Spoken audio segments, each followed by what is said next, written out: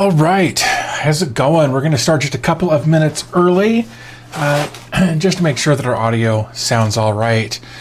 And our video is going to look as good as it can. Hopefully you guys are doing well on a Sunday. Normally, of course, we do these on Saturdays, but I had other things come up. We've got a guest in from out of state this week.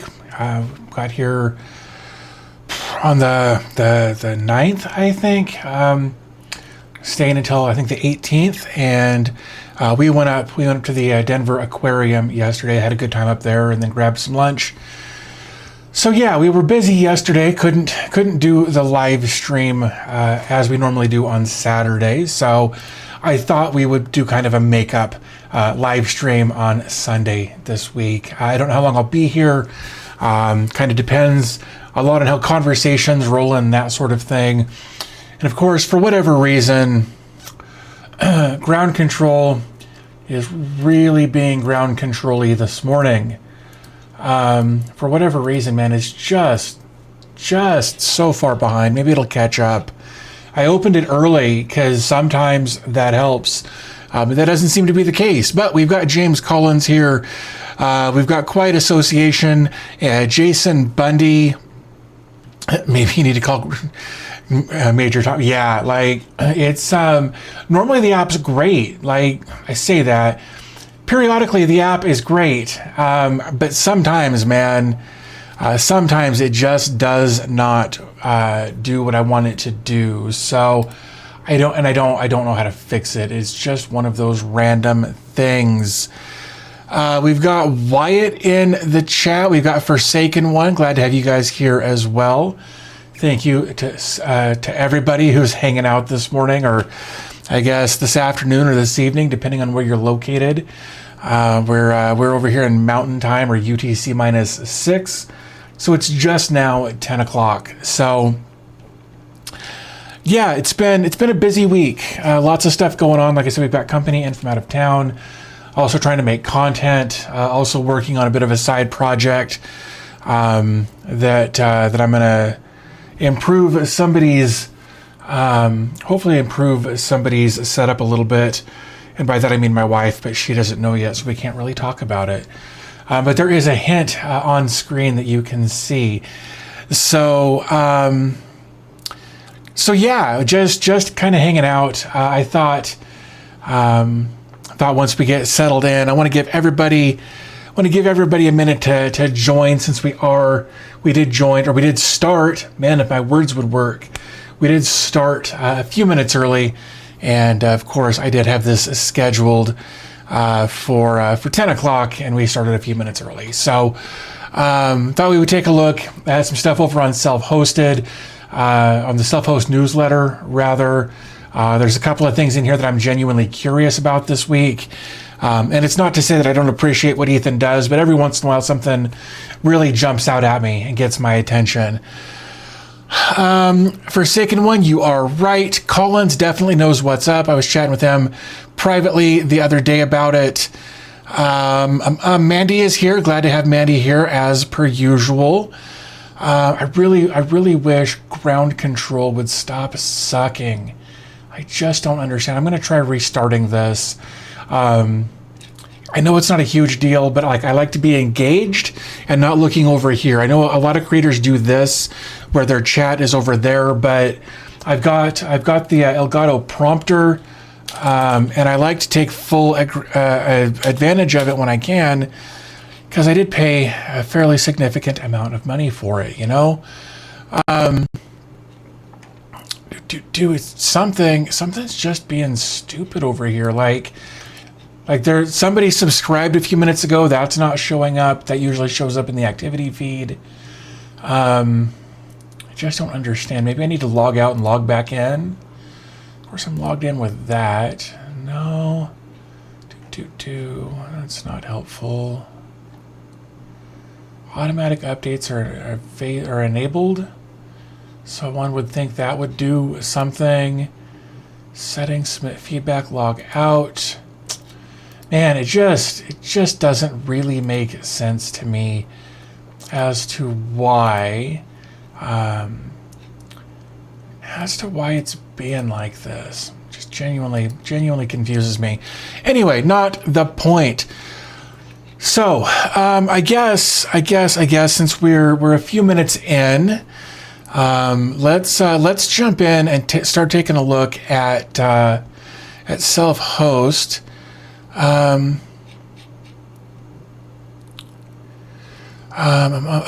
Mandy says, speaking about being here, I replied to your messages about your Discord server. Thank you. I appreciate that. The other day, I noticed a while back on the Discord server that we've got more than 1,000 members in the Discord server, which is awesome. I really dig that. I like knowing that there's that many people hanging out or available to hang out. We've got 1,039 right now, and there's kind of a core group of about 10 or 12 of us in there who chat and hang out and that sort of thing on a pretty consistent basis. And I posed the question like, hey, there's a bunch of us in here. What kind of things could we do to get people to be more engaged? And the general consensus seemed to be nothing, not due to a lack of interest, but just due to a lack of availability for people. And then I started thinking about it, and I realized I'm very much the same. Like, I'm a member of probably a dozen or more different Discord servers, but the only one I really participate in is my own. Like, I'll jump into other servers for quick little things here and there. And it's like, oh yeah, that's what other people do here as well. So it seems very much like that's the case across the board, even with the other servers that I'm part of besides my own, our own, whatever. You know what I mean? I'm not trying to be solipsistic here. So yeah, but Mandy, thank you for acknowledging that. I appreciate it. But it very much seems to be the case that, like, people are busy, people are doing their things. And that's awesome. It really is.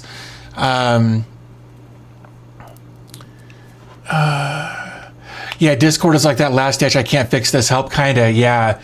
And I think we've actually got a thing in place on the server, and I could be wrong. I feel like we were working on it, so you had to be a member of the server for a certain amount of time before you could, like, ask questions, like to try to get tech support, because we were having so many people that would jump in and just immediately demand answers to something without, like, so much as a how do you do. And it felt super disingenuous. It felt I felt used, I guess, and it was starting to affect my mental health a little bit. Like why wouldn't you at least just say hi, whatever, right? Like, you should immediately, like, answer my question, you bastard. And that was frustrating me for a while. So, Mandy says, I used to have many servers in my list and could have done quite a bit because of my mental capacity managing reading messages on the servers. Yeah, like most of the servers that I'm a member of, I've got muted. Otherwise, my notifications would be going off constantly, and it would drive me insane. Colin says there was once a suggestion that mentioned threaded topics, so perhaps we can add a channel like that with threaded topics of the day type of chat. That's not a bad idea. That's not a bad idea. Yeah, I kind of dig that. I like that a lot, actually. I guess I missed that recommendation, but I like that a lot.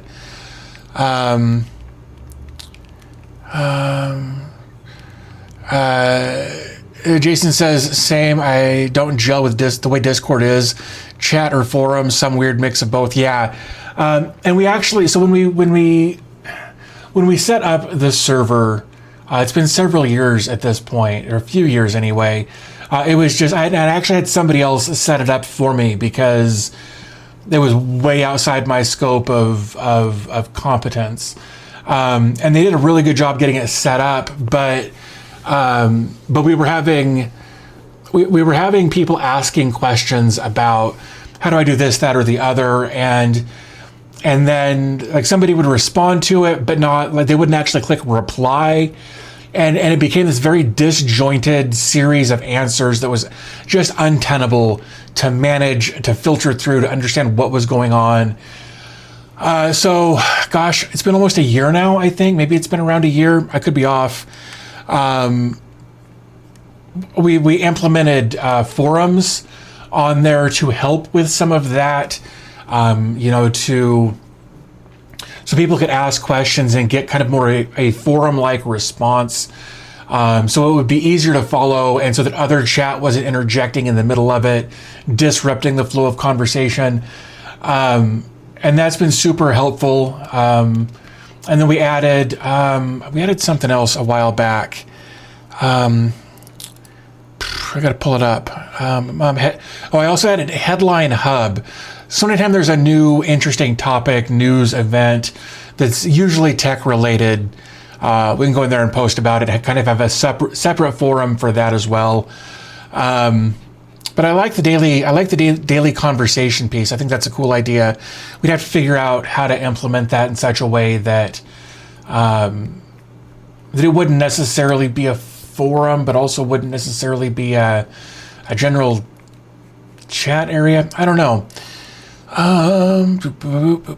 Evan says, hey, thanks for the content. Well, hey, thanks for watching. I really appreciate that. Forsaken One says, I went as far as Discord doesn't auto-load on my computer because of the amount of notifications on mostly stuff I didn't care about. Yeah. I think Discord still auto-loads on my computer in the other room. But I think I've got everything muted except for the DB Tech server. Matthew Souza says, hey bro, how's it going? Glad to have you here. Again, always like seeing familiar faces, really dig that. Or familiar names, faces, you know what I mean. I'm having one of those days. My sleep has been discombobulated lately. Cam Rule says, thanks for the video. I finally converted my old laptop into a home server using it as a music streaming. That's awesome, man. And I think for a lot of people, media servers of some variety, whether it's Plex or Jellyfin or a music specific stream, like media streaming is usually the go-to for most people to get them into self-hosting. So that's pretty cool. Thank you for sharing that. I really dig that. But yeah, so yeah, I really do dig the idea of having kind of a daily topic. We'll have to convene about that and figure out how to implement that so that we can get a good solution there, because I really like that idea. Was this the right one? 912? No, that's the right one. So speaking of media servers, let's jump over to there. Take a look at the Self-Host Weekly. This is from 2 days ago, September 12th. Of course, if you've got a Plex server, you probably got an email from Plex telling you to update your password. There was a data breach over there, and that's pretty unfortunate, really. I wonder if I can bring this out. Can I pop out that chat? Oh, hey, you know what? Screw it. Let's do it this way. That'll work. Screw ground control, man. That's better. Now I can see what's going on while we're chatting here. Andy Bates says, hey, from the UK. I'd be happy to collaborate sometime. I'm 14 months into my homelab journey, thanks to you and several other creators, and I'm thinking of launching my own channel. Need a nudge. Dude, it can be rough. There's somebody here in chat who will go nameless, who's been talking for several months about starting a channel and hasn't quite done it yet, but we're looking forward to that. Hopefully, Andy, hopefully you can get something going, whether it's for a creative outlet or sharing your experiences or whatever. And it's honestly, it's something, screw it, we're gonna come back over to me for a minute. Honestly, it's something that I struggle with from time to time. There will be huge changes in things on YouTube. And not necessarily just on YouTube, but in tech, in the seasons, which I know sounds stupid, but it's absolutely true. Depending on what time of year it is, different content makes more sense. depending on what time of year it is, at least in the homelab, the development community, the amount of new things coming out that aren't just another note-taking or secret sharing app is few and far between. It's something that I've struggled with a lot. I'll go through periods where I'm just like, I'm super, super excited to make some content, but I can't find anything that interests me. Like I need a creative outlet, but it's just like nothing out there right now interests me. So I'm having to come up with different ideas for things to do.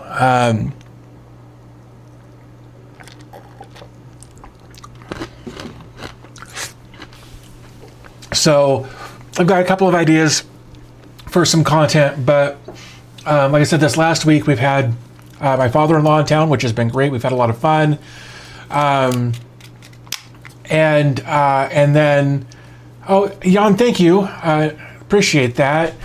Prior to that, we had somebody else crashing with us while they were dealing with some issues. So the last few weeks have been a little wonky around the house, which is why you've seen less content coming out from me.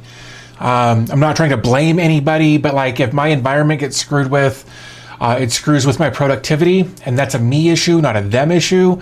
So it's something that I've been kind of struggling with, but not in an upset kind of way. Just there's been so much going on that it's been hard for me to refocus my efforts where they need to be. And it says, totally get it. My angle is homelabbing, or how homelabbing has helped my late diagnosis ADHD, and how my mind is 1,000 miles per hour all of the time. Bro, it was only about 3 or 4 months ago I got diagnosed, and I just turned 44 the other day. I just got diagnosed recently, and hold on. Kitten, do you need to come in? Sorry, we've got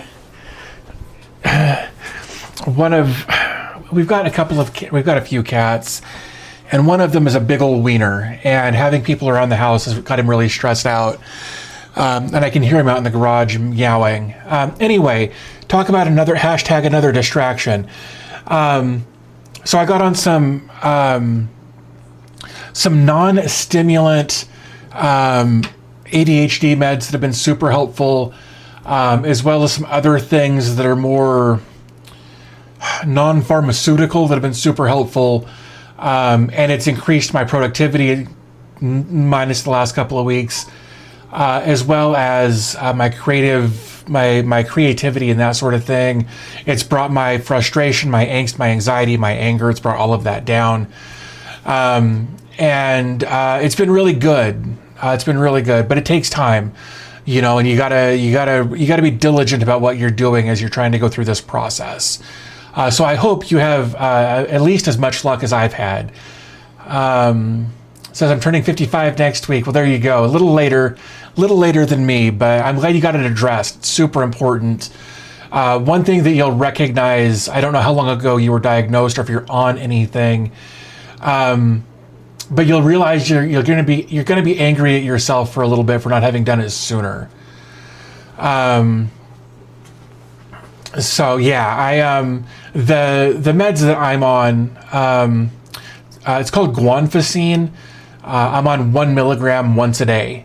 And it within about a week of it hitting a therapeutic dose, I noticed a huge improvement. So yeah, let's see. Vaz says, I'll be adding my new work tool for my home lab when it arrives in 2 weeks. The Synology HD 6500 filled with 60 24 jeez, dude, 60 24 terabyte hard drives. Man, I'd love to have like 4 of those. I can't imagine 60. That's crazy, man. Forsaken One says, I set up my own email server last night using Docker and MailCow. I found out that it's a huge attack vector, so sent a test email and then took it down. Yeah, that was probably the right answer to that. Yeah, mail sucks, man. Like I set up a couple of mail servers over the years, mostly just to check it out. And I never again, just not worth it. Yeah, Vaz says if you set up your home mail servers, usually ISPs will block it fast. They don't like that. It depends on the ISP. I'm on an ISP that just doesn't care. On fiber, they're just like, whatever, bro. Like, whatever. Like, they don't monitor traffic. They don't monitor hardly anything. I can't. But I still wouldn't set up a mail server because that just sounds like a nightmare.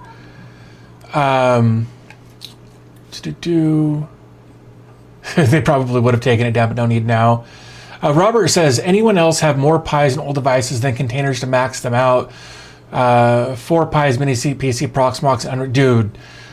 Yeah.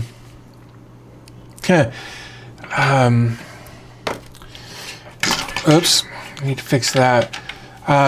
So this is part of the project I talked about earlier. That goes with this. That's a hysterical sight to see next to each other. When I'm done, these will be working together, and this is the computer, and that's the GPU. Mini PC, 3 more over there. Yeah, like I've got Pis on the shelf back there. I've got, so much hardware that doesn't get used very often.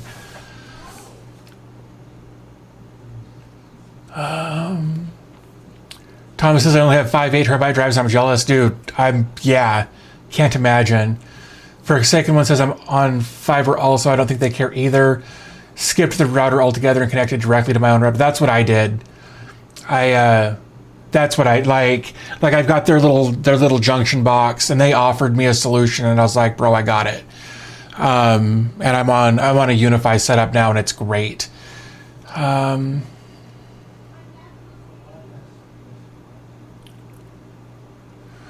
Wow. Vaz says, when your work involves downloading multiple terabyte-sized databases, you need tons of space. I can't imagine. Darkan15 says, hello. Glad to have you here. Thank you for joining. I chose the equipment. My boss paid the bill. I get paid to spend money, not the cheese, dude. But again, you're going to be responsible for that power bill, and that's going to be brutal. 60, that's going to add, like those drives are going to, by themselves, will add probably 200 watts to your power bill. Like an average of 200 watts to your power bill. And then I don't know what the Synology HD 6500 will do.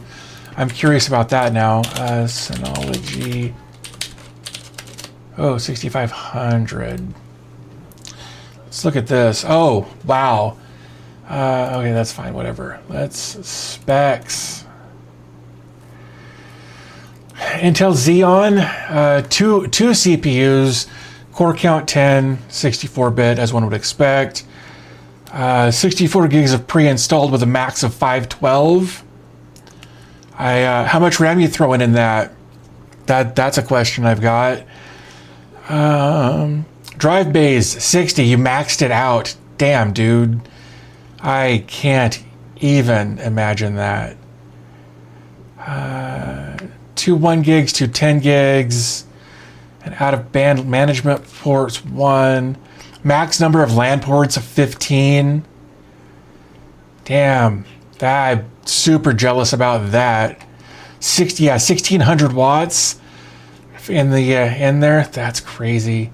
Noise level of 60. It's not terrible, but I think that's going to depend on fully loaded. Okay, no, it's noise level testing environment, fully loaded with Synology, 8TB drives in an idle state. They used a couple of microphones, each 1 meter away from the device. Power consumption is measured when it's fully loaded with Synology 8TB drives. Ha. Man.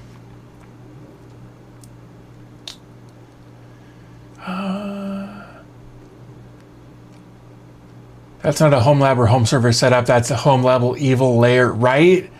Yeah. Power bill cooling. You're right. Right. I can't imagine. But good on you for being in a position where you get to play with that kind of stuff. That would be. There are a few other people that hang out in the community who have very similar type jobs where they get to play with that kind of stuff, and it's just, I can't imagine.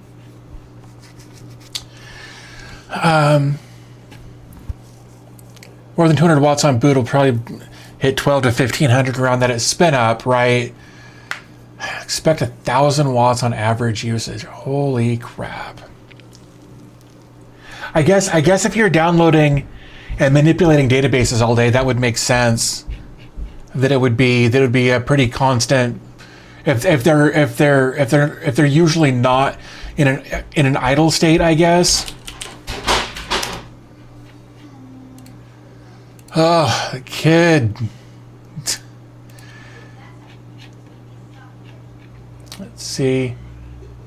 Jason says my home lab is running 140 watts for everything on average. Yeah, mine's about 2.5 times that. Eventually I will change that.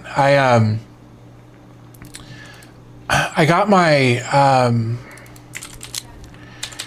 what is it? My Zima Cube spun up last week just to see what I might be able to do with it. The problem with it, let me see if I can. Let me do this. I don't want to give anything. Zima Cube prox. Yeah, here we go. I can show you this once I get logged in. Oops. There we go. Borg Swarm says, nice to see you guys again. Thanks for joining, man. Glad you caught us on a Sunday. Normally we do it on a Saturday, but had things going on. So anyway, this is the Prox Mox setup I've got set up on the Zima Cube. I've got a couple of storage pools in here. If we take a look at this one, I was going to say, yeah, so this one, this is called my fast storage. It's 3 512 gig NVMe drives in a RAID Z1, RAID Z1 with Prox Mox. So about a terabyte there. And then I've got 23 terabytes here.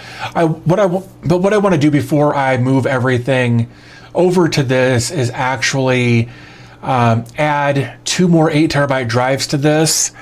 So that I've got, so I'll have what, 4, 6, so I'll have 5, so I should have like 40 terabytes roughly, instead of 23. I would like to do that. And I found some decent priced drives on eBay from Go Hard Drive, who I've used quite a few times in the past. But with everything going on right now, I'm not trying to spend any extra money. Are you kidding me? 12 terabyte drives for $129 with a 5-year warranty on them. Son of a bitch. Because I don't want to mix and match my drive sizes with this. So if I do 8 terabytes, are they out of those? Really? 14, 12, 16... 16, 12, 12, 12, 14, 4, nothing. They don't have any 8 terabyte drives laying around. But what I really like to do is throw 2 more 8 terabyte drives in there and expand it out with 8 terabyte drives across the board, just for the sake of keeping things simple. Let's see, power bill will hit bad. Noise and cooling's okay. My server's at home on a separate outhouse with AC connected to, that's, holy crap, dude, that's an amazing, I would love to see your setup, Vaz, like for real. Thomas says, my brother used to work for NextLink in Houston and had a full rack setup with a fractional T1 setup in the early 2000s. Damn. For a second one says, I'm running a Super Micro with a dual Intel Xeon 2650 V4s, 320 gigs of ECC RAM, 512 and terabyte and 14 terabyte and 2 other drives. Forsaken One says Unraid OS. Yeah, I'm not going to do that. I like Proxmox too much, and I know that Unraid's great about like mixing and matching and throwing all of that in. I just don't like to do it. I've never used Unraid. I wouldn't be comfortable with Unraid. Just not my jam.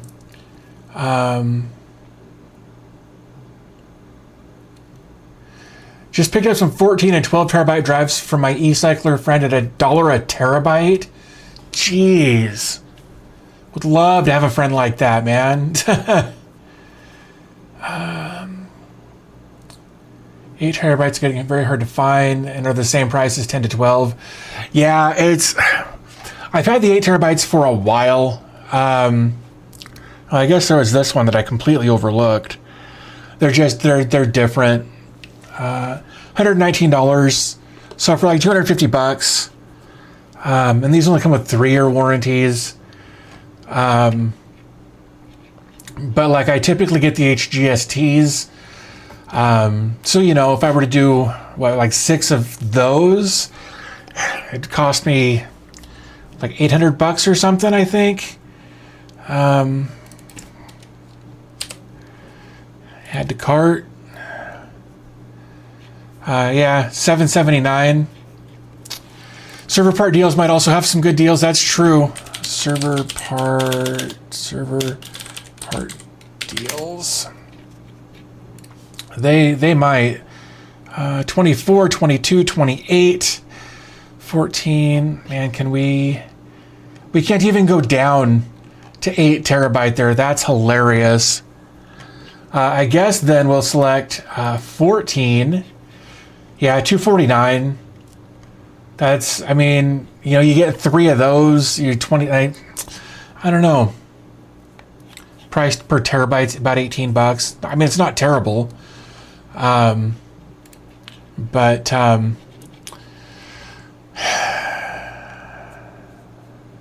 yeah, and these come with a 5-year warranty. I don't know what these come with as far as a warranty is concerned. 2 years. Yeah, like Jason says, HGST 8 terabytes are what he has as well. Rock solid for 3 to 4 years already. Yeah, really, really happy with them. And I bought all of my HGSTs from Go Hard Drive. They've just been great to buy from. I tried to get them to sponsor a video for me at one point. They weren't interested in doing that at the time. So, and I don't blame them. Like, they don't need my advertising. Like, they do well enough for themselves. Yeah, they are refurbished, but they come with a 5-year warranty. It's the old age problem. Age-old problem when you have the dollars, the deals aren't there, and we don't have the yeah. And look, here's the thing: I absolutely could. It's just a matter of justifying it to myself in such a way that I wouldn't feel like a total jerkhole. So yeah, I may at some point.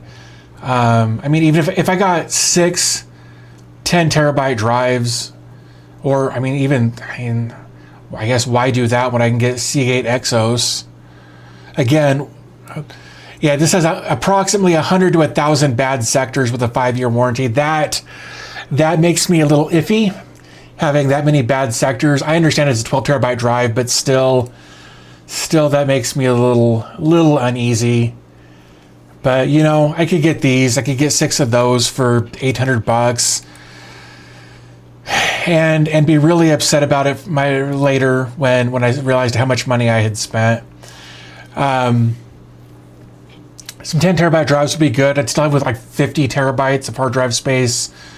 If I did a RAID Z1, should probably in that case maybe do a Z2, and have two drives of redundancy. I know everybody's got a different opinion on what's the best practice there. Yeah, 0 bad sectors, 5-year warranty. I think these are the HE10s are the ones with helium in them. I could be wrong about that, but I think that's what those are.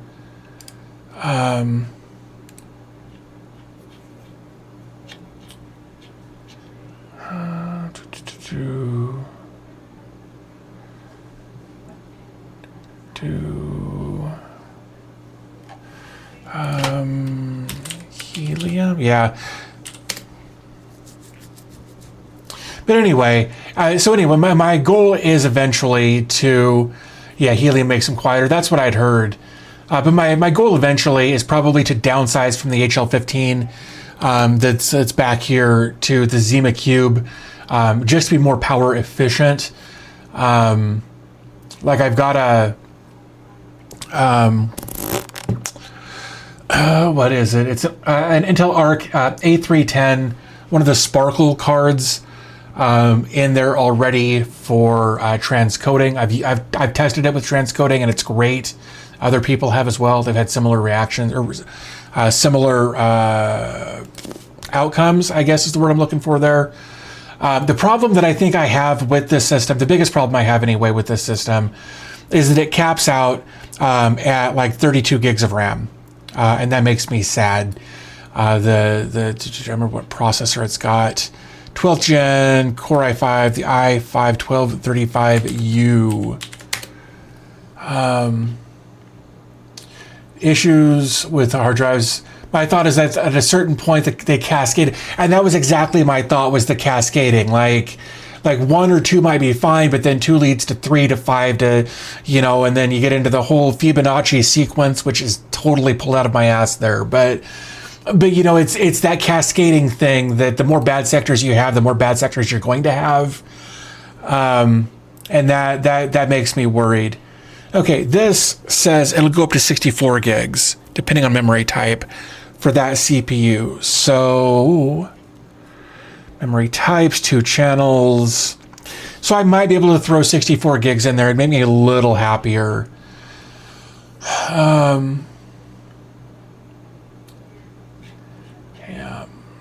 Let's come back over to here real quick.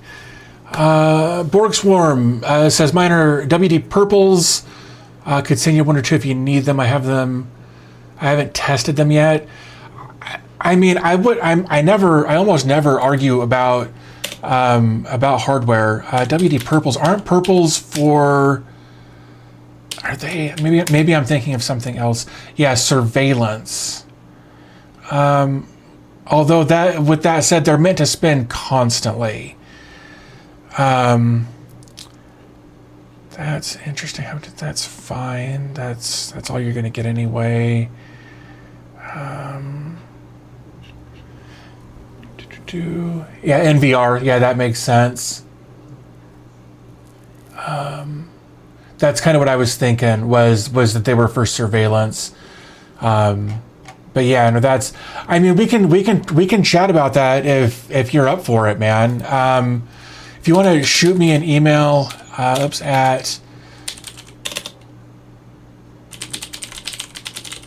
you want to shoot me an email, man, we could chat about that.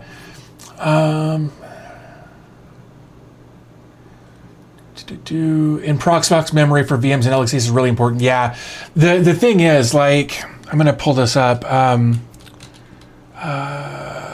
Zima Cube Pro. Man, everybody competing for that space. So this is obviously the website for it. If we come down to specs, just come to there. This actually does say, for some reason I read it as, maybe I just saw that.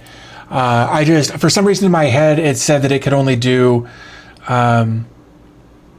max. I think I read max capacity 32 gigs SODIMM DDR5, and my brain just completely omitted this. So knowing that I can put 64 gigs in there for RAM changes my opinion on that a little bit. So I may look at doing something like that. Of course, this is an image for some stupid reason. I hate when organizations do that. It makes it so hard to search for things.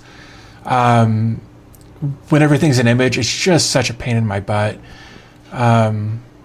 Where did it go? So let's do 32 GB DDR. You know what? Let's just do the full 64 there. Let's do 4800. Crucial DDR5. I mean, a couple $100 to get the full upgrade there. Honestly, I would probably go with this. I'd probably spend a little bit more and get the Fury, just because that's what I've got in other systems and it's great. Cat Brain says I have 8 4TB Reds right now, trying to snag a couple of 20 to replace an unraid. That's not a bad idea. I mean, but you've got 8. It depends on what your RAID setup is, but if you've got like 28 terabytes there, so you'd actually be losing. I mean, I guess if you do, it depends how you do it in unraid. I don't know, man. That's why I went to a system that has 128 gigs. Yeah, the HL15 that's behind me has, I think 256. HL. Let me verify. I'm pretty sure it's got 256 gigs of RAM in it. And a good chunk of it's being used. So here we can see this is the HL15 that's been up for almost a full year without any issues, which is bonkers. So it's got 256 gigs of RAM. It's got 52 cores that are Xeon Gold cores, but they're kind of slow, which is whatever. But yeah, so that's what this system is, and it's great. But it uses a fairly significant amount of power, and most of my apps that are running, my services that are running, don't need that much power going to them. So I'd like to bring my overall idle power down. Like I'm at like 350 idle. And I'd like to bring that down a little bit. And I feel like with the Zima Cube with Proxmox that I could do that pretty easily. Forsaken one says, I think the Zima costs too much for what you get. I tend to agree with that. That's why I'm glad I didn't pay for it.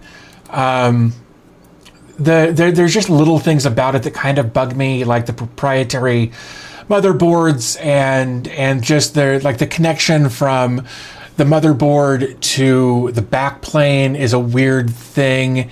So it's not ideal, but in reality, the HL15 isn't either, right? Like I'm kind of going from one extreme to the other. The HL15, the case, I can throw all kinds of different hardware in it, and it's great. Maybe what I should do there. I've got a Ryzen 5 2600 that I could probably get away with that would idle a lot lower. That would still give me the full GPU. That would still give me everything. That may be. I didn't even consider that. I've got a system over here. Let's see. Been looking for W Purples Visa. Yep. If you can get reds instead of purples, the reds are NAS specific ones for high vibration element. Yeah, like the thing is, like this doesn't vibrate, like it's on a concrete floor, and all of my devices are on rubber isolators, so it shouldn't be too much of an issue. The system should go up to 512 gigs, if I remember correctly. If I do the HL15, of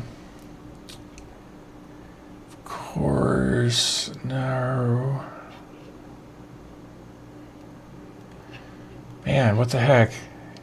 15. What? Why? Oh, damn, it was right there. It's just there we go. Come back to here. Whew, this is kind of hard to extrapolate out there. Memory. Man. One would think that it should go up to 512 gigs of RAM. Yeah, that version of it does. This is the V2, which it's got some different upgrades to it. Xeons are hungry on the power. Yeah, Yeah, they like to have a fair amount of power there. Jason says my main server is running an Intel 12400 with 128 gigs of RAM, undervolted, an ASPM enabled for low power draw. That's awesome. Forsaken One says I have no idea what my unrated power draw is. Yeah, what I actually want to do, I don't know if it's a good idea or not, is I've got Third Reality Z-Wave or Zigbee plugs that also monitor power consumption, and I'd like to put that on there to get a more realistic idea of what that device pulls. But like I've got three loaded NASA's, the HL15, and my Zima Cube running. I guess it's at 430 watts right now. So, you know, I'd really like to shut down that HL15 once I get things moved over. The problem is currently that I would have to, I guess I wouldn't have to. I've currently got my Plex VM set up for an NVIDIA GPU, and I'd be switching that over to an Intel GPU. So I don't know. I have to see how that would work out. Catbrain says my unrated build runs an R7 3700X with a 1050 Ti and 10 drives. Runs about 120 watts continuous. Full rack runs about 150 continuous, and Proxmox build only gets booted when needed. Goes up to about 220 then. That's not bad. That's pretty good actually. I think you might be finding a better power profile CPU and rebuild the HL15 till it works for a good balance between power usage, performance, and storage when you need some future expansion. Yeah, you're not wrong. Like I said, it's going to be a little bit of a process. I've also got to remember how the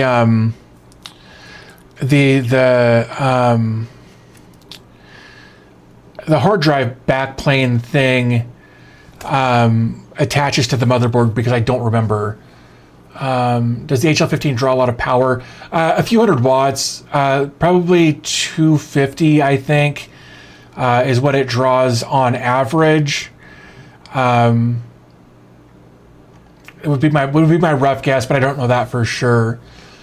Hey, Collins is like, the Intel GPU pass-through is easier. It is easier. It absolutely is, but this is also that same VM that I built like a year and a half ago, where I didn't set up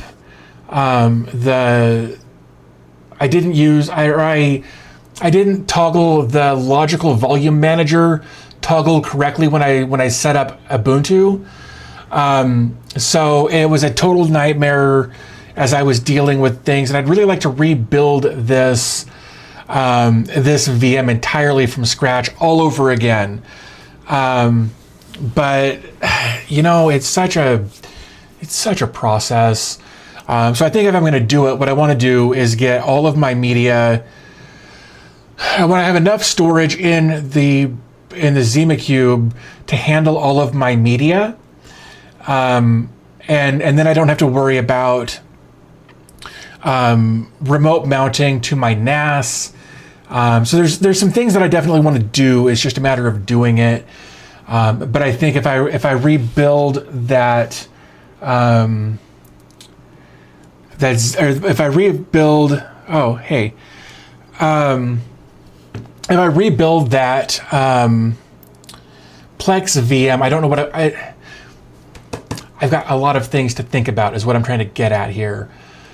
Creamy says I run an i5 12600K, 12 hard drive, 2 NVMe, 2 SSD, 2 HBA cards, idles around 130 watts, and underload hits about 200. That's not bad, man. 220 is nice for a homelab rack. Just checked my home rack. It's pulling 7,500 watts. Bro, 7,500 watts. I can't. You got to be running that on 240, right? Like, I can't imagine not running that on 240. And probably on a couple of circuits. That's insane. Anyone have a rec for a dedicated Proxmox backup server? Currently running it through Docker on Unraid. I want to put it in my 10-inch rack. I don't have a better solution for that. What I'm currently doing is right there in that spot that looks empty, there's a NAS, and I've got a virtual machine running with Proxmox backup server on that. So that's how I've been doing it for a while, and it's been great. I use the iGPU on my machine and share it with Jellyfin and Image LXCs.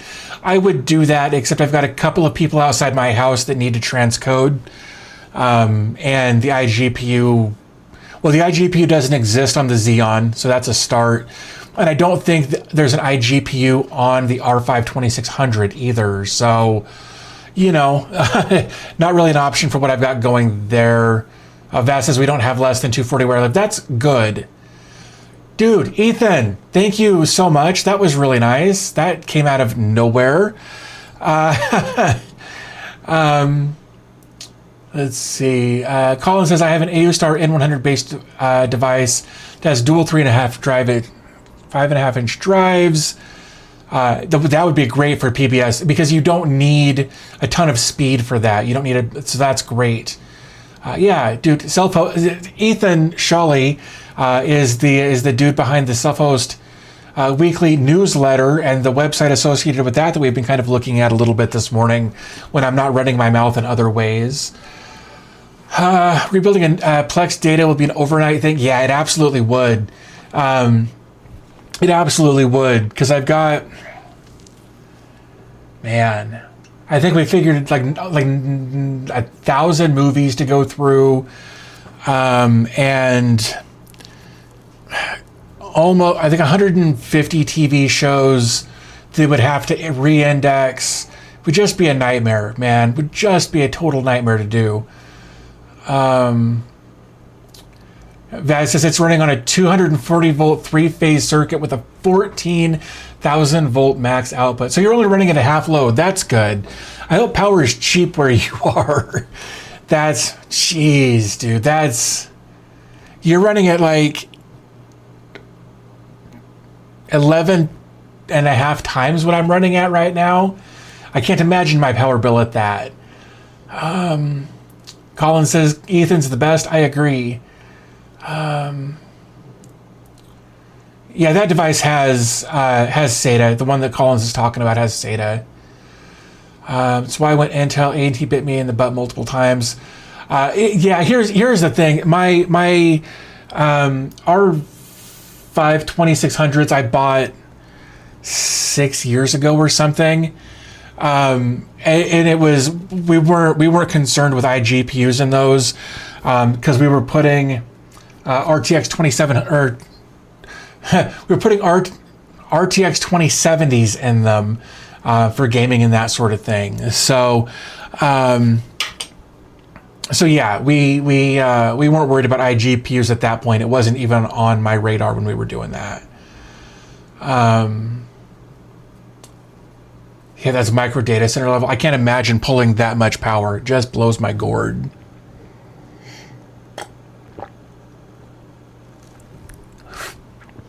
Oh man. So one of the things that I wanted to talk about, since we just kind of jumped back in here real quick, you probably got the email about your Plex server password, or your Plex server password possibly being compromised. Apparently some people also had to reclaim their servers, and that sucks. Really, really glad I didn't have that happen. I have since changed my password, and for some reason realized I didn't have two-factor authentication, so I implemented that. The one that really jumped out at me was this one, was this Basecamp. And it's a web-based chat application that supports many features you'd expect, like multiple rooms with access control, direct messages, file attachments with previews. Creamy, bro. Thank you. That's you guys are awesome. Thank you so much for all of your support. I just happened to look up and see that. Damn, guys, thank you so much. You guys are insane. I can't thank you guys enough.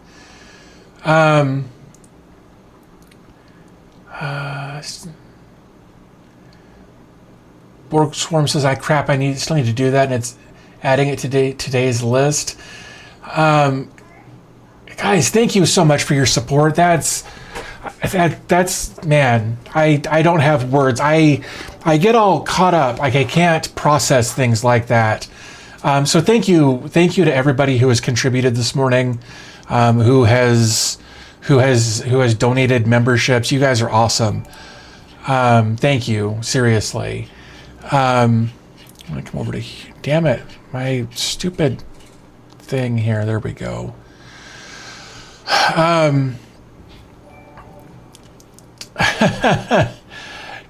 Creamy says, your videos are so helpful. Thank you, my dude. Thank you. Like, you guys are a big chunk of why I keep doing this. Like, of course, I love finding new things to explore and that sort of thing, but it wouldn't be worth it if you guys didn't participate, if you guys weren't part of the community. Like, it's really it really means a lot that you guys are here. So thank you. Forsaken One says, I guess I wasn't listening well enough. What's Campfire again? I literally just started talking about it, so you didn't really miss anything. It's a web-based chat application. I think don't really want to do that. Interesting. Hold on. Maybe, is there a officially went open source? Let's do this. Chat app, there we go. So it's from once.com. This is Campfire. So super simple group chat without a subscription, and you get the code too. If you ever use Slack or Teams, you already know how to chat with Campfire. Download, run one command, and host your whole company on your own server. It's yours. They've got a little demo video here. What is it? Campfire is an installable, self-hosted group chat system. Easily invite people, make rooms, app mentions, DMs, and mobile support. The basics done right, and since you get the code and host it yourself, you can customize it however you'd like for your own use. But we already have Slack or Teams, yes. And those products come with the worst feature ever: recurring charges that never end. It shouldn't cost tens, hundreds, or thousands of dollars a month forever to chat with your coworkers. That's obscene. Besides, Slack and Teams have become unnecessarily complicated. I bit my tongue right there. That sucks. Man, people have already made their switch from Slack, Teams, and over other chat services to Campfire. Here's what they're saying. Vaz, bro. Man, you guys are killing me today. Thank you guys so much. I can't even process what you guys are doing here. Thank you. You guys are keep the ball rolling. Holy cow, guys, thank you. I genuinely cannot process what you guys are doing here. You guys are insane, and I love you for it. Keep it up, fam, right? You guys rock. Thank you. I just can't. So basically, the idea behind Campfire is this, right? It's being able to host everything very, very locally. Somebody, Collins, what are you doing? Just, man. Now, you guys are messing with me. Like,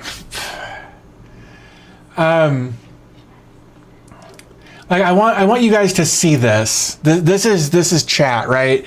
And of course, you guys can probably see this, but like, that's like 35 right there, guys. You guys are insane. Thank you so much.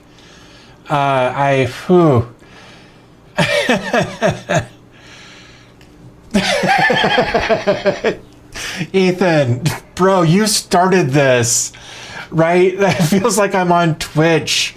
Can't let everyone one-up me.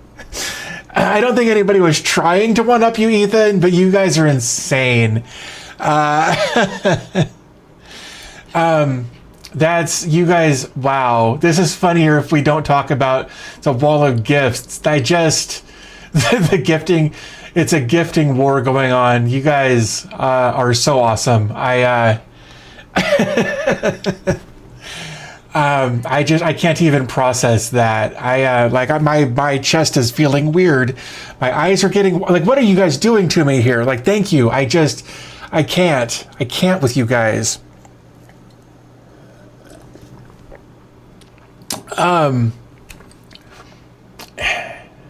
It's like Oprah, the you get a car thing, kinda. It really kind of seems like that. That's funny. But with subs, right? So what stood out to me about this, I'm trying to regain my composure here. I think everyone in chat is now a channel member. I think you're right. Yeah, there are 47 viewers right now. Nope, here we go. I'm gonna bring this over so you guys can see this. 46 concurrent viewers, 46 new members. Everyone here is a chat member, or a channel member rather. That's hilarious. You guys are killing me. Thank you. Seriously. I just can't. Let me turn that down. I don't know if I don't think desktop audio is on, but anyway, I'm really curious about this. About this campfire server. It genuinely intrigues me. It needs a vapid key. Set these to a vapid or a valid key pair to allow sending push notifications. You can generate a new key pair by running. Oh, all right. Well, that seems easy enough. I'll have to play with this a little bit, but I think this could be a lot of fun. I think Docker image. Campfire's Docker image contains everything needed for a fully functional single machine deployment. This includes web app, background apps, caching, file server, and SSL. To persist storage of the database, and the file attempts map a volume to Rails/storage. That's good to know. Oh, in fact, it's already right there in a Docker volume, which is great. To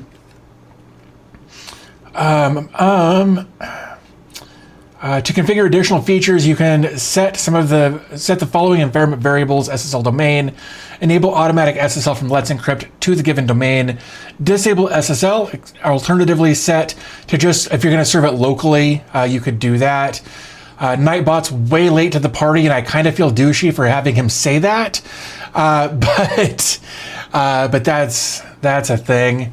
Vapid public keys, apparently, so this is for sending push notification. So it looks to me, to have this run, you've got to clone this, and then you've got to clone the GitHub repository, and then run scripts admin create vapid key.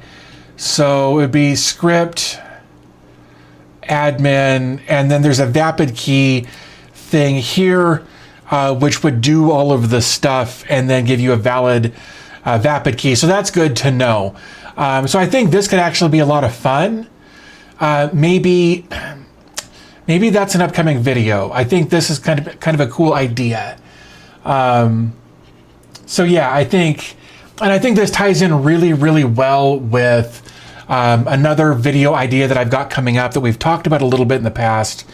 A couple of weeks ago, we did a live stream where we took a look at Kiwix. It's the one where you can basically have your own, like offline copy of like TED Talks and Wikipedia, and set it up and drop Discord. I don't know that I'm ready to drop Discord, but we might do something fun with it to go along with Discord. But my idea would be to add separately, aside from what Sven just said there. Like I said, a couple of weeks ago, we talked about like Kiwix, as far as having, like an offline copy of TED Talks and medical journals and prepper information and Wikipedia and all of these different things available, right, for offline use for whatever reason. Creamy says, what about Matrix? I've looked at Matrix. I don't like Matrix. It's fine. I just feel like it's overly complicated to set up. And that's where, and I haven't tested this yet, right? I haven't tested Campfire yet to know for sure. But this might be, because I was looking for a chat app for this video idea that I've got that has, like all of the kind of offline services you might need to help manage your life in, call it an apocalypse, right? A low-powered solution.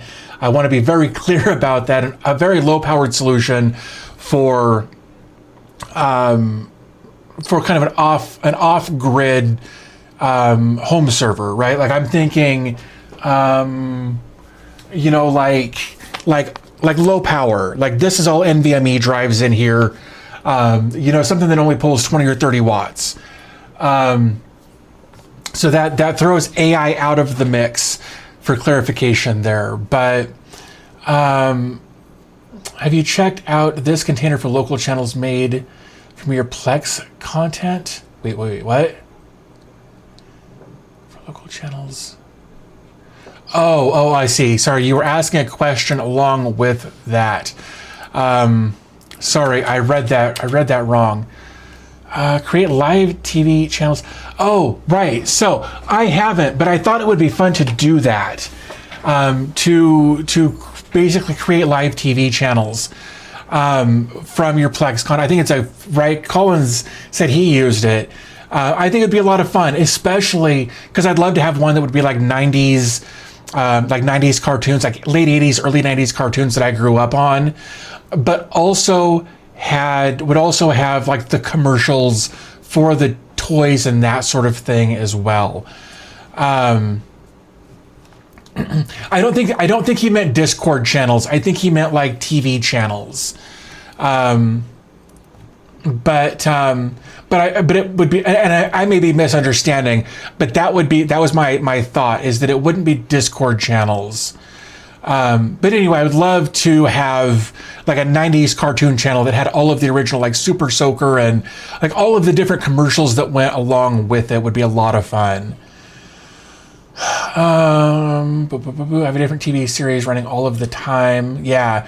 Mandy says, I came across Spacebar, which is an open source app and self-hosted alternative to Discord. Okay, so we're going to look at that too. Spacebar self-hosted. Interesting. Let's jump back over here real quick. Spacebar is a free and open source full stack reverse engineering and re-implementation of Discord. It's a communication platform you're already familiar with. Well, now we have a couple of different chat content things to look at. Let's look at the app. No. Let's look at the docs, I guess. Do they have, I really want to see FAQs. Still in development. Our unpaid team of volunteers is very small, though, so progress is very dependent on our motivation outside of our life. I love that level of honesty. Our unpaid team of volunteers is very small, though, and so our progress is very dependent on our motivation and outside life. That's an honest answer. I love that. The big Discord features currently left unimplemented with our partial implementations are voice and video, which doesn't really matter. I don't use voice or video. Voice activities, OAuth scopes, and other applications. That's fair. Bot applications work, but are left unscoped. Message threads, Pomelo, and auto moderation. So they're working on it. This might be fun to look at too. So Mandy, thank you for that. What I'm going to do here, I'm going to open my dumb pad. I actually did not let you guys see that because I don't know where that's going to open. That is a problem that I've run into. I'm going to add these to this for things to check out. One of the issues that I've noticed with Dumppad, Oh, now, okay, so now it's maybe it's just my computer in there. It was like there was more stuff going on that it wasn't rendering properly. But I've added both of those because I really want to look at both of those as potential apps for chat. I think it'd be fun to have a self-hosted chat app that isn't dependent on Facebook or Google Chat that I still use with a couple of people. It would be nice to have a completely self-hosted private chat for that.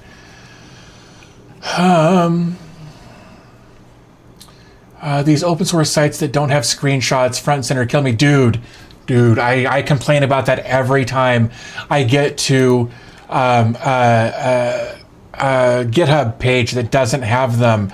Like, just throw me a bone here. Give me something. Oh, you can't see my screen. Like here on GitHub, there's just nothing here. Look, if you go over to, yeah, I guess you got to go to their website. Like, if they were to just put this image right here on their GitHub, I'd be happy. This image right here would satiate everything, and I wouldn't complain about it. We would absolutely love to see that on their GitHub. I don't know why they haven't done this. But yeah, it kills me when people don't put a screenshot of their app on their GitHub.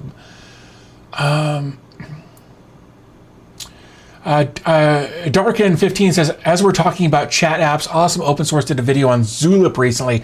I saw that. I haven't had a chance to watch it yet. Awesome Open Source Zulip. Yeah, there it is. 5 days ago.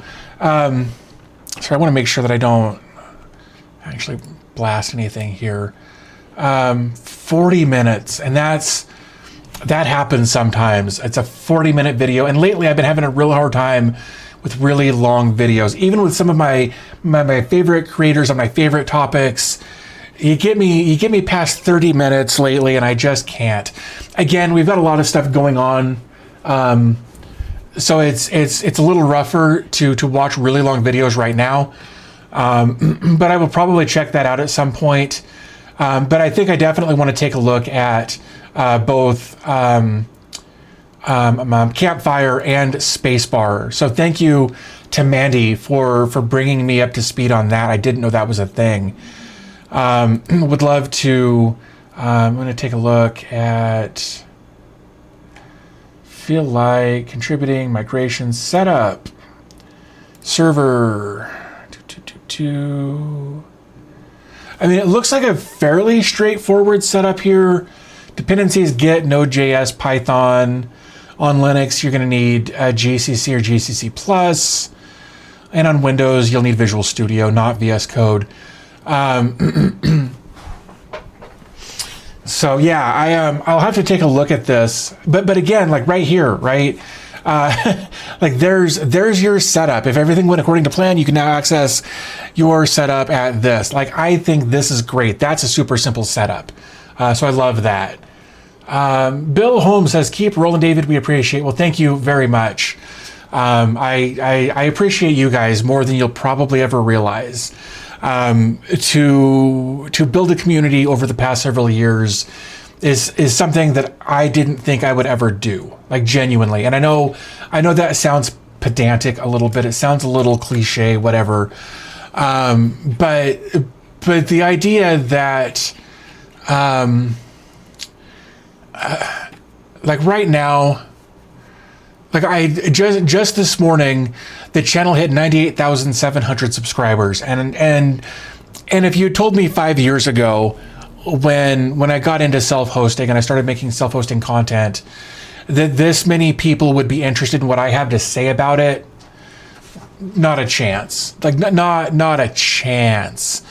But within the next couple of months, I'm 1,300 subscribers away from 100,000, and that my brain still can't quite process that's so many people who've watched my content, who have been like, yeah, I think this guy's worth following. It just is insane to me.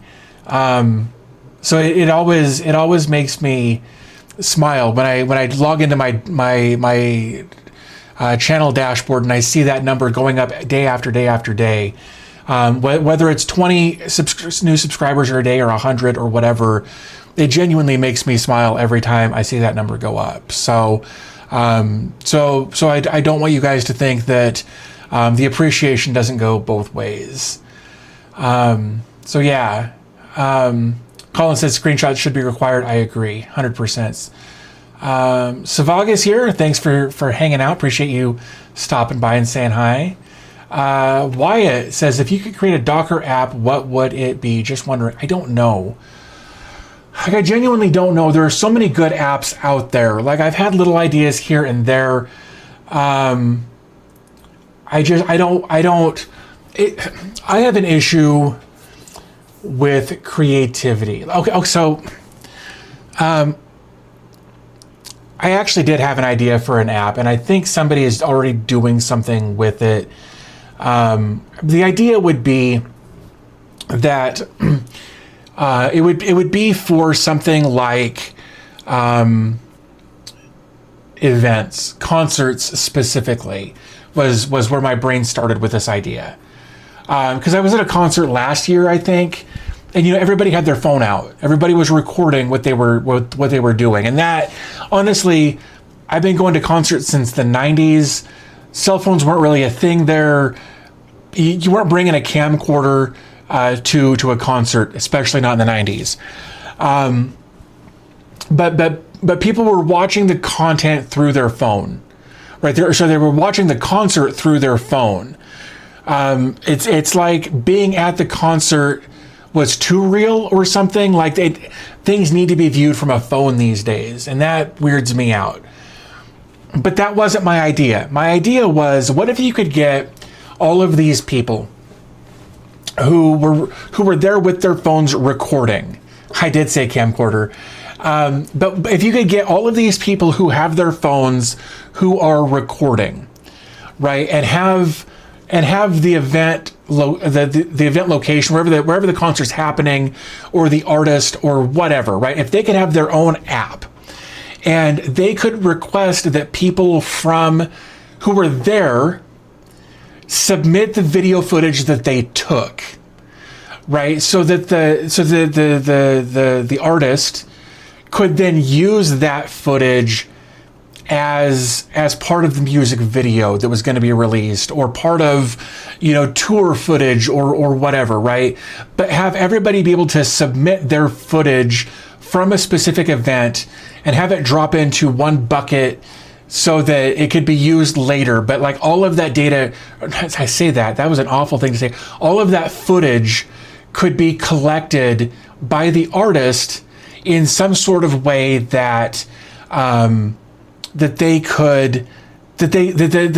audience and the artist could collaborate effectively. Your idea sounds like Wedding Share, sort of, yeah. I don't know how long Wedding Share has been around, but I saw something about it recently. But being able to let the artist and the viewers collaborate, make it into a venue map, and then you can switch views during a song. Dude, wouldn't that be something? That would be really cool. But yeah, but it was just an idea that I had for an app.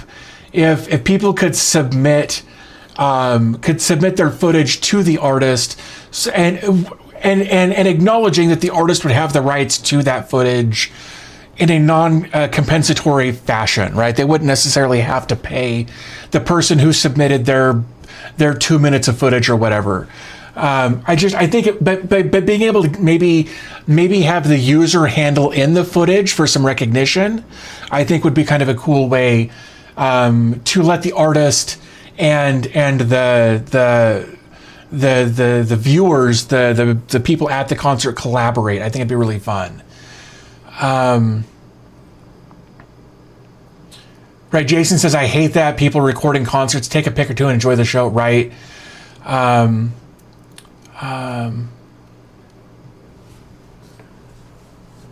Yeah, so but that's like the only app idea I've ever really come up with that I thought sounded like a potential like a potential thing that might be fun. I think crowdsourcing the best audio would be great, and that's where I disagree, because I hate crowd audio when I'm watching or when I'm listening to music. People seem to be more focused on having a good recording than enjoying the moment. That's my problem right there. But I would love to have like, so like when you're at a concert, right? And there's different there people are still recording things and that sort of thing. If you could have people, if you could use that part of the audio, oh no, so Thomas, you said that this sounds like it could be a legal headache.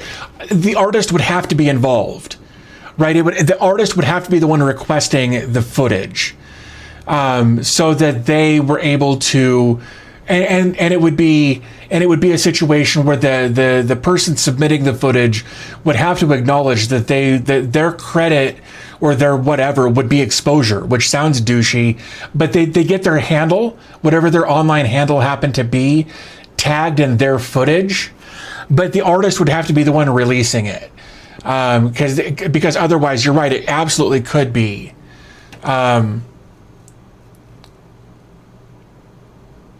I mean, crowdsource and get it without the audience, maybe. But I think if the venue, depending on the venue, there's got to be a mixer board to mix everything, and then you can, output the audio from the mixer board into a multi-track or whatever, and mix the audio from the performance, and then bring the audience video, and obviously synchronize the audience video to where it was in the song. There's lots of different ways that it could be done.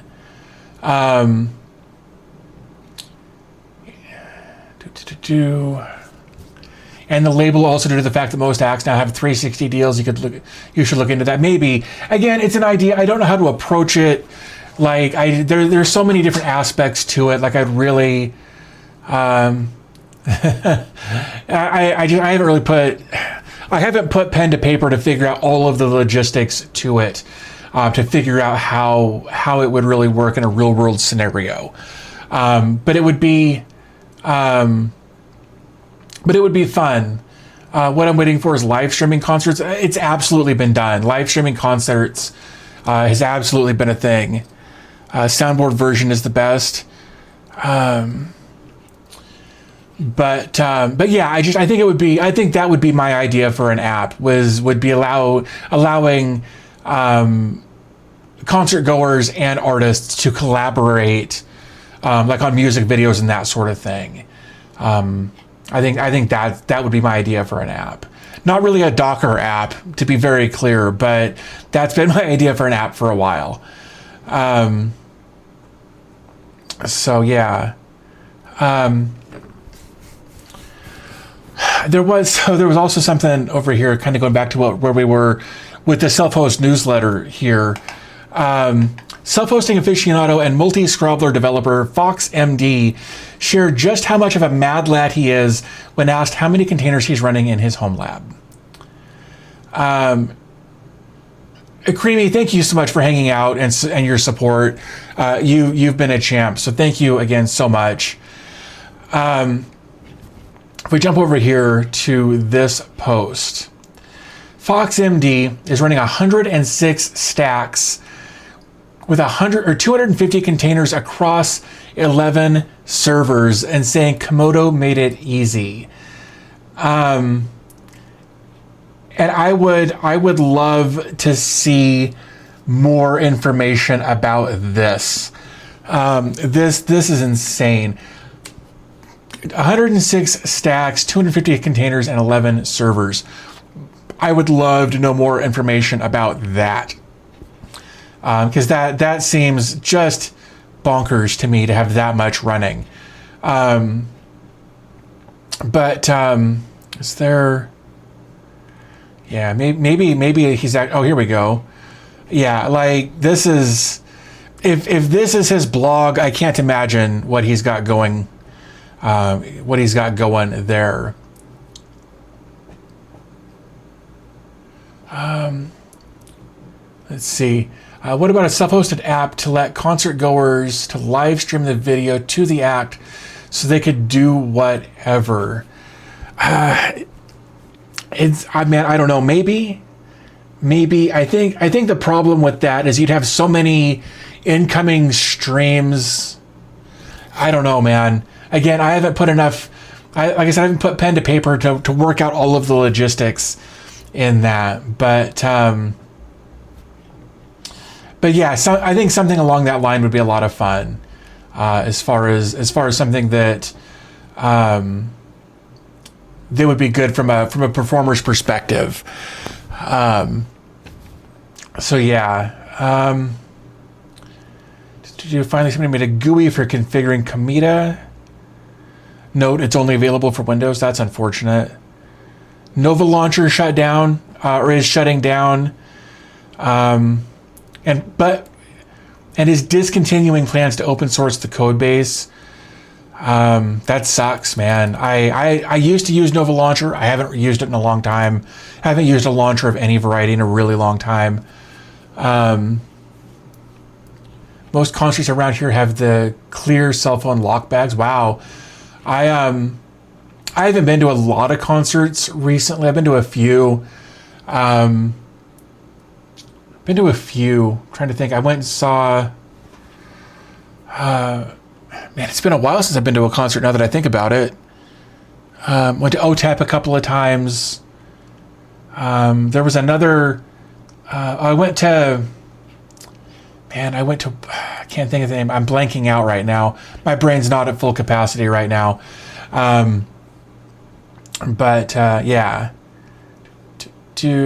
I would like to go to more concerts. I would, but we'll see. We'll see what happens.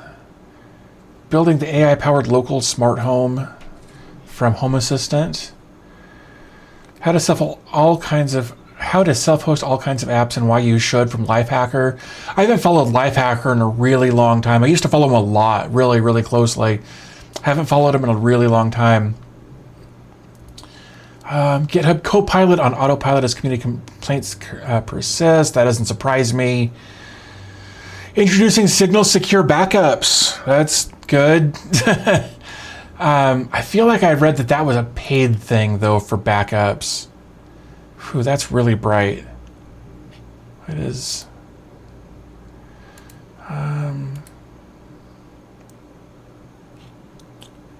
Interesting. Software updates. Booklore got some. DocPeak now has traffic label support, which I kind of dig. Yeah, I thought I'd read something about the prices on that being kind of bonkers for the Signal backups. I didn't look too much into it because I don't use Signal. DocPeak got traffic label support, which is great. Karakeep, which got another update there. ListMonk, LoanDash, Logify, Open Project, all got updates. PeerTube, Rally. Live location updates from shared instance. Oh, this is location tracking. That makes sense. ROM got some more updates. Riot. Let's see. Toduty. That name always makes me laugh. Toduty. For some reason, just always makes me laugh.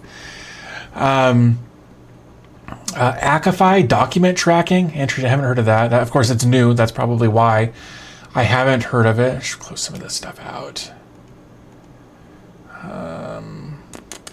Let's close that. RQ Cleaner. I'm not going to talk about that. ReBook. Standalone Apple Watch app for audio bookshelf. That's kind of fun. I don't have an Apple Watch, but I guess if I did, that might be something I'd be interested in. AI-powered book recommendations. Container Hub. Docker registry UI for exploring and managing container repositories. That might be fun. Yet another Docker registry UI. We have screenshots. We have animated screenshots. That's cool. My question here is, nope. Never mind. It's just a UI. And I don't mean to be disrespectful, but it's not. I thought maybe it would be like a registry that you could set up the containers that you want, so you could do your own sort of version control for third-party apps. This is not that, which is fine, but was just curious. Got DOS Vault, which is kind of like ROM as far as being a modern web-based DOS game collection manager. That's cool. Flint is a lightweight tool for managing Linux virtual machines. Habit Sync. I've honestly been looking for a habit thing. Habitica was one that I really wanted to use, but I don't want to use their servers, and there's a self-hosted version that's not great.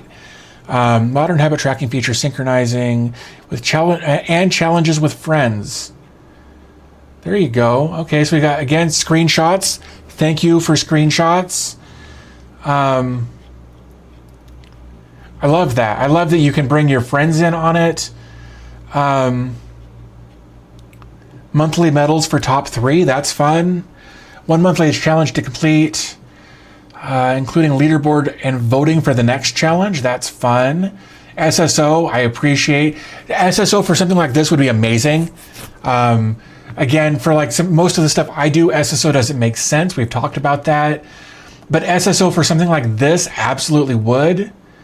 Email or a prize notifications, that's great. Light and dark mode, simple Docker setup for deployment.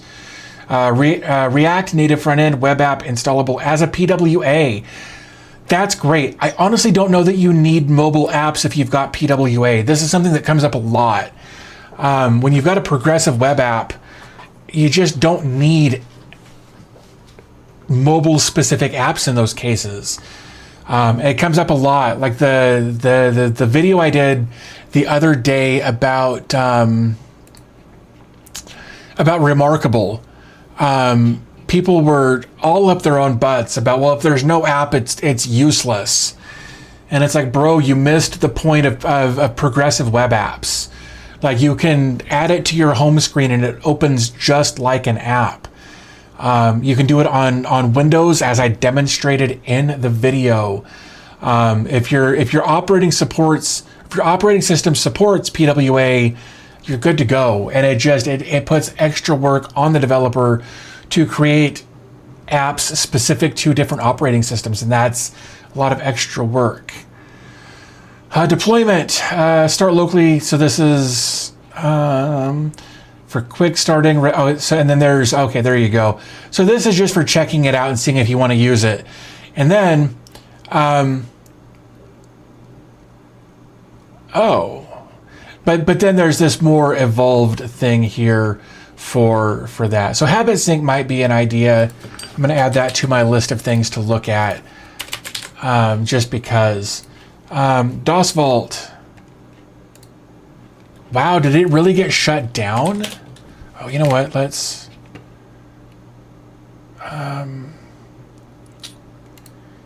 jump to this. Was this the same?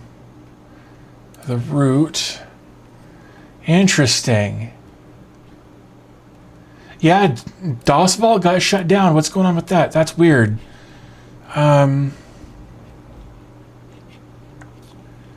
Yeah, I don't even see it. Let's see, repositories.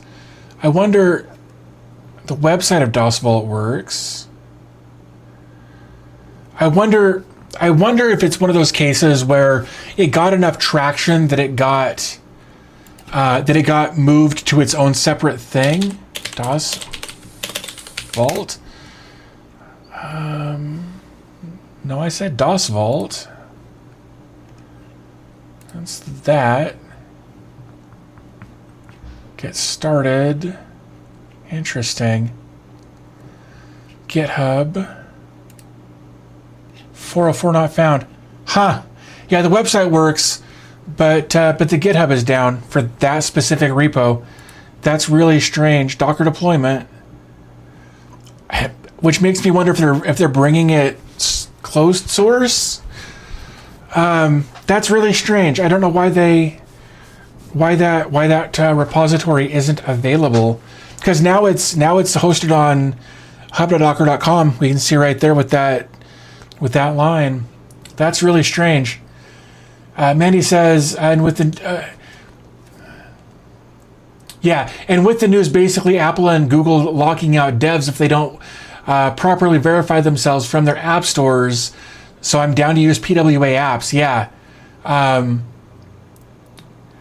100% agree, Mandy. This is a great, PWA apps are such a great way to work around what Google and Apple are doing. So good on you for recognizing that. That's a really great point. Forsaken One says, time to make money off of it now with DOS Vault. Maybe if you support, but the support doesn't work. Docker stuff there, support. I didn't even look at that before I clicked it, which is just a coffee link to the root. But now that's not loading.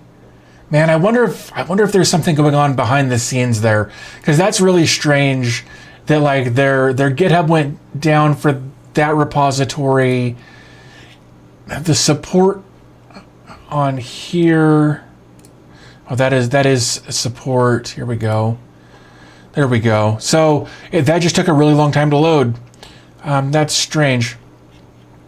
But yeah, that's really. Did DOS Vault get shullied? Right? Like, that's funny. I don't know. Like, it's weird that repository is not there any longer for whatever reason. I don't know why. And I don't know if there's maybe. Yeah, that's not going to go anywhere. That's Discord. Twitter's not going to show us anything. It doesn't exist on X anymore. That's so strange. Huh, I don't know. That's really weird. Let's see. What else we got here? Markdown to EPUB converter. Containerized web service for converting Markdown content to EPUB. That's kind of cool. If I did more of that, it would be cooler for me, I guess. I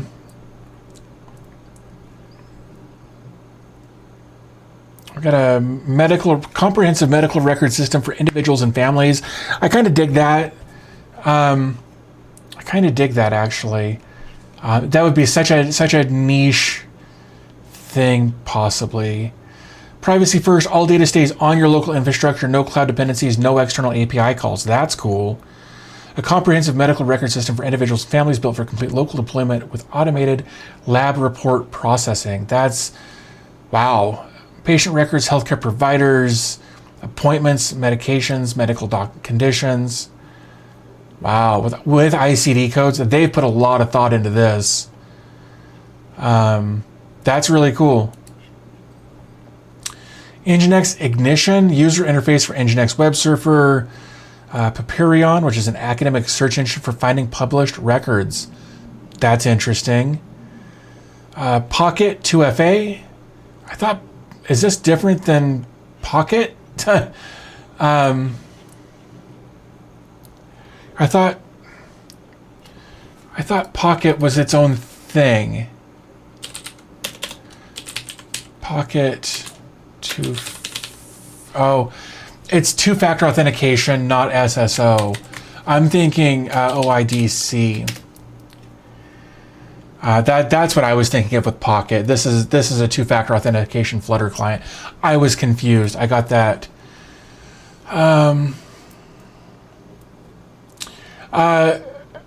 Cam Rule says, quick question. I use Bitwarden for my passwords. Saw that they have a self-hosted version called VaultWarden. How good is it? Really, really, really.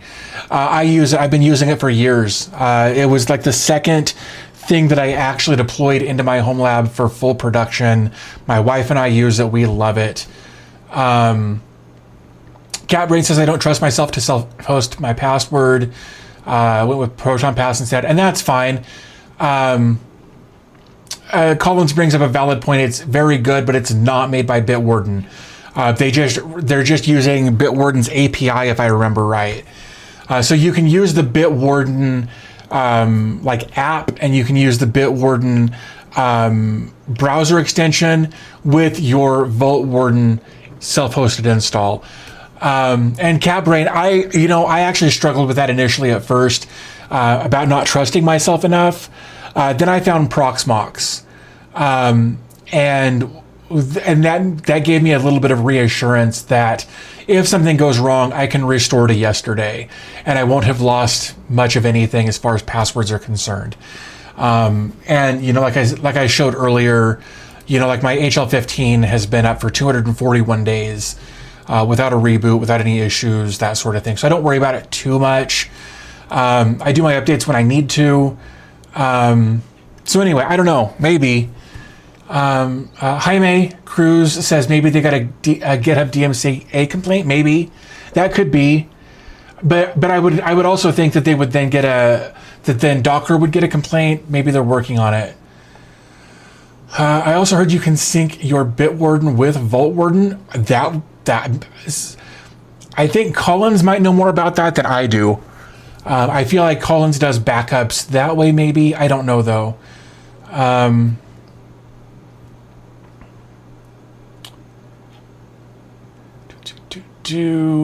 Roster hash, if you're into fantasy football leagues, roster hash might be something for you. I'm not into fantasy football stuff at all, so it doesn't really do much for me, but it's cool that it's there. We've got a text-to-speech service using advanced AI models, and we've got an unofficial committed GUI. I think we talked about that up here somewhere. It's way up here at the top. I feel like there was something up there about it. Anyway, yeah. Oh, hey, went too far. Yeah, and we've got some recently discovered stuff. We've got Aki Web Analytics, Auto CaliWeb, which is a clean interface for Calibre, PixelFin for Jellyfin photo libraries. We've got a GNOME media player for Plex and Jellyfin, and Sherry, which is a simple file sharing web app. It wouldn't be a week in self-hosting if there wasn't a new file sharing web app. They're using XKCD image there. Sure does look like most of the other web sharing or file sharing apps we've seen. Again, not trying to be a dick, but there's almost a new one every week. I just checked the ESPN app for my fantasy. Crazy timing. That's funny. Savog says I use the original one and support the project. Love it. Also sync with them with Bitwarden. Then it would be a really good option to have it as my homelab sync, my Bitwarden vault. Yeah, absolutely.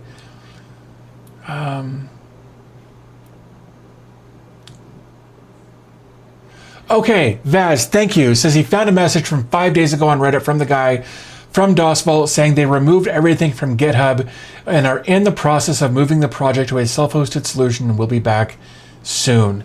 Thank you so much for finding that. That's awesome. That answers that question. Takes away, demystifies everything, which kind of makes me sad. I like have a little mystery, but no, it's good to know that everything is under control and they're working on it. So no, that's really good. That's really good. Where is? Oh, it's over there. There we go. Oh man, why does this keep falling behind? I don't understand. That's weird. Yep. Vaz +1, I agree. There's some other stuff down here recently. Oh, there was that. Project updates. GoCron changed their license. Palmer changed their license. And RSS Translator changed changed their name from RSS Translator to RSS Box. So cool.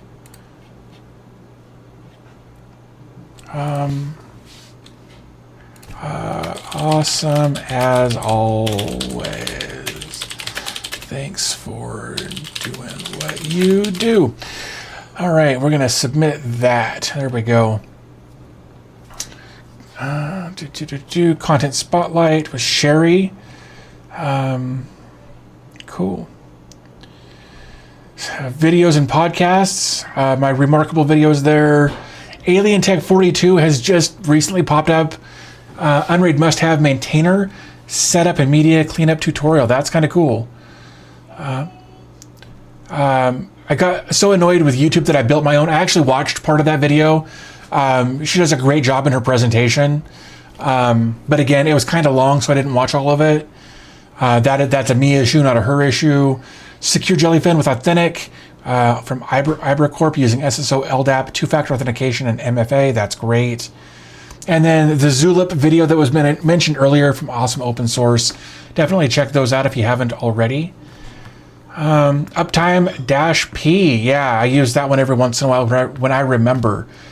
Though I've got this great interface that lets me know how long stuff has been up. So yeah, 72 days for Tianji, and like some of this stuff, it's been up for a really long time. So I love that I can see that in there. But if you don't have Proxmox, Uptime-P will tell you. So yeah, so that is kind of a quick run through on the Self-Host Weekly newsletter. You guys killed it today, and like thank you so much to everybody who supported the channel. 46 new channel members today because of the awesomeness of you guys. Thank you again for everybody who whether you hung out or you donated channel memberships. Super crazy that you guys support me that much. So thank you, seriously. The community honestly wouldn't be what it is if we didn't all work together and do what we do. So thank you guys for helping me build the community that we've got. It really does mean a lot to me. So I think I'm going to wrap this up a little shorter today, just because we do have family in from out of town. But I would feel guilty if I didn't get a chance to hang out with you guys at least for a couple hours. So so thank you guys again for everything. You guys are awesome. That's going to change this quite a bit. I definitely need to update the video stream back here to get everybody on the new list. So thank you again. You guys are rock stars. I really appreciate all of you. We're gonna keep doing these live streams every week. I don't know if we want to do them Saturdays or Sundays. I'm really good with either one. So if you've got thoughts, definitely let me know. I think this week's video, I've got a couple of different options here, but I still got to work out what that's going to be. So thank you guys. I'm going to wrap this up. I hope you guys have a great rest of your weekend, however little there might be left of it. New video coming this week, and of course a new live stream next weekend. So thank you guys, and I'll talk to you again real soon.